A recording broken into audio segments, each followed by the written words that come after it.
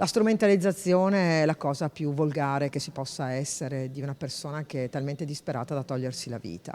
Queste persone che manifestano, che poi è una parte del movimento LGBT,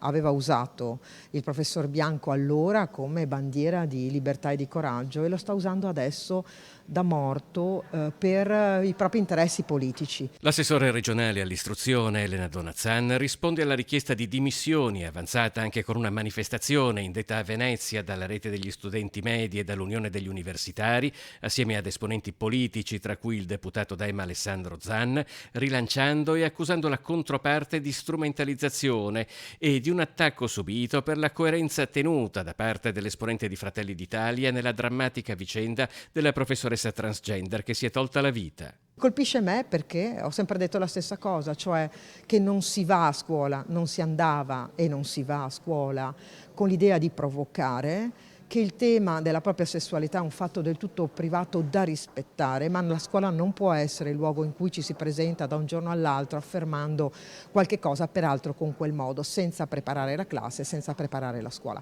Il movimento LGBT ha grande responsabilità nell'aver lasciato solo il professor Bianco. La polemica non è quindi destinata a concludersi qui. Per Donazzan certi passaggi vanno gestiti in maniera diversa. L'omosessualità è un'affermazione, in questo caso divenne una provocazione e andava certamente preparato, ma la scuola fu molto rispettosa perché disse allora al professor Bianco non venga